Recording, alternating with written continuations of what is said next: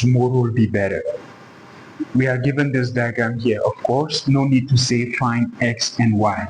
Before everything else, dear friends, I wish to remind you that in maths, whenever you have one variable to solve for, you need one equation to solve for that variable. If you have two variables to solve for, then you need at least two equations to be able to solve for those two variables. This means if you have n variables to solve for, you need at least n equations to be able to solve them. So how are we going to come about with two equations just with the information we have? Follow me, dear friends. Solution.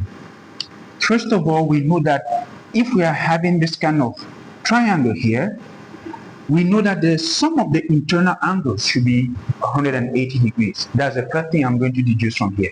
This means this plus this and then plus this should give us 180 degrees plus 2x plus 10 and then plus the angle y should give us 180 degrees. This is equation 1 here. You're wondering where would the second equation come from? Now, look at these important denotations here. This marks here carry a big meaning. What this means is that these two sides are equal, and if these two sides are equal, then it implies these two angles are also equal. So what this means mathematically is that 3x minus 20 should equal 2x plus 10, and this is our equation 2. Now from equation 2, it's very easy to just find x from here. How? Start by bringing the like terms together. I'll send 2x to the left, and it becomes minus 2x. Now there was a 10 to the right. Now negative 20 will move to the right and become plus 20. If you further simplify this, we will end up with x alone equals 30 degrees. What do I do with this 30 degrees? I simply substitute it in equation 1.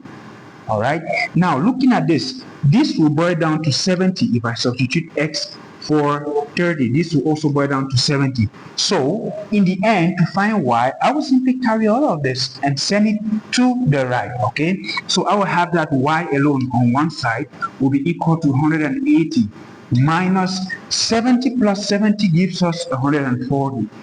If you currently simplify this last one here, it will mean that y will be equal to 180 minus 140 gives us 40 degrees. You can always check your answer by simply substituting here for 40 and then here for 30, and check out if all of this sum up to 180 degrees.